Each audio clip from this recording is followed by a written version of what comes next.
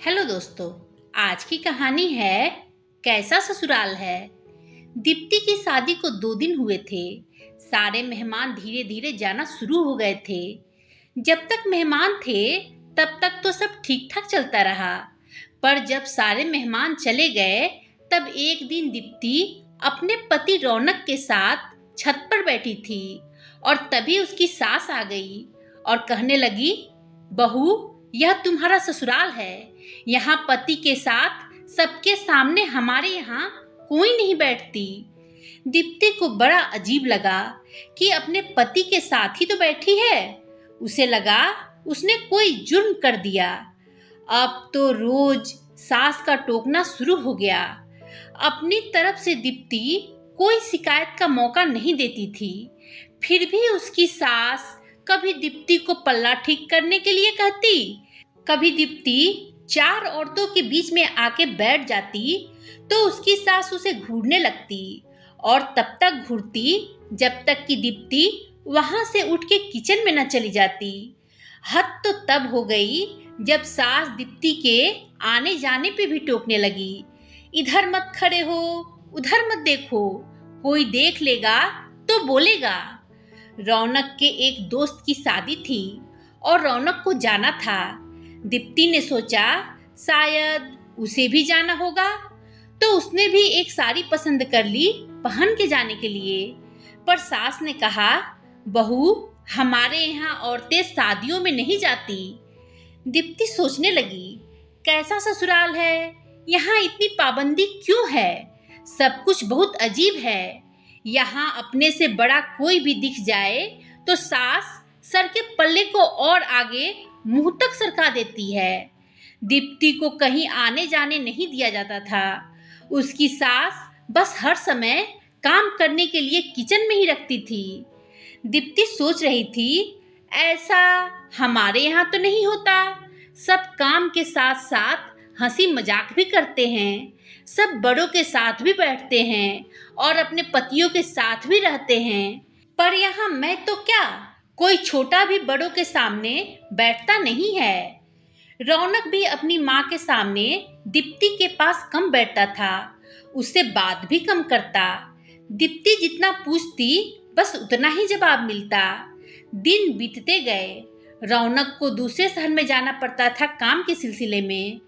कई बार तो रौनक को आए हुए कई दिन हो जाते थे। ससुर थे नहीं और सास ने ही 5 बच्चों को पाला था। ससुर जी की जगह सास को काम मिल गया था, क्योंकि ससुर जी सारे बच्चे जब छोटे थे तभी चल बसे थे। दोनों नंदों की शादी हो चुकी थी। बड़े भाई भाभी दूसरे शहर में नौकरी करते और रहते थे। छोटा देवर भी बाहर नौकरी करता था। रौनक बिचले बेटे थे जो साथ रहते थे। दीप्ति काम करके जब भी सुस्ताने बैठती तो उसकी सास फिर से कोई काम कह देती। आने जाने वालों का भी मेला लगा रहता था। दीप्ति को सब बहुत अजीब लगता था। अब रौनक बिल्कुल भी नहीं आते थे और फोन भी नहीं उठाते थे। घर वालों ने पता किया तो पता चला कोई और लड़की है जिसके साथ रौनक ने पहले ही शादी कर रखी थी और एक बच्ची भी थी उनकी। पर समाज के डर से कुछ नहीं बोला। पर सास को जब पता लगा तो दीप्ति को ही दोषी मानने लगी। कहने लगी, क्या करता रौनक बेचारा, तू ज्यादा कुछ तो लाई नहीं।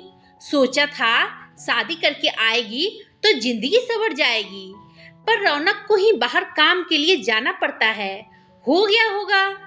दीप्ति को जब पता चला तो उसे झटका लगा, वह अंदर से टूट गई। दीप्ति की जिंदगी बर्बाद हो गई थी। उसकी माँ सदमे से पागल हो गई और पिता भी सेहत से लाचार हो गए थे।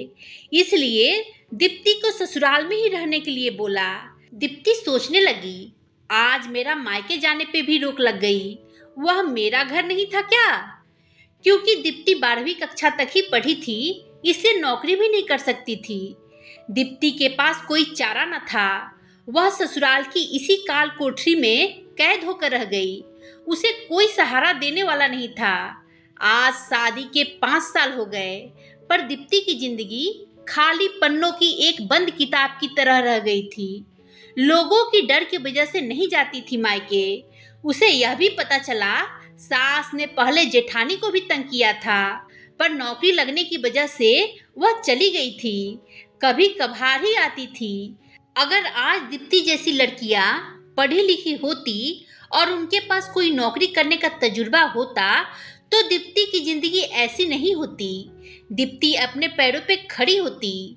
दीप्ति जैसी कितनी ही लड़कियां समाज में घिनौनी कुरीतियों का शिकार हो जाती है और दहेज ना मिलने पर ससुराल और मायका दोनों दुश्मन बन जाते हैं। बाद में कोई मायका अपनी ही बेटी को नहीं रखता जब तक कि बेटी अपने पैरों पर न खड़ी हो, पर किसी तजुर्बे के अभाव में बेटी के लिए मुश्किल हो जाता है। कोई उसे अपनाता नहीं है। इसलिए साक्षरता का भी तभी महत्व है जब बेटियों को पढ़ाई लिखाई के साथ उनके खुद के पैरों पे खड़ा होना भी सिखाए। दोस्तों, आपको ये कहानी कैसी लगी? कमेंट कर बताएं। कहानी पसंद आई हो तो लाइक शेयर करें और मेरे चैनल को सब्सक्राइब कर बेल आइकन दबाना ना भूलें, जिससे मेरी कहानियाँ आपको लगातार मिलती रहे। धन्यवाद दोस्तों।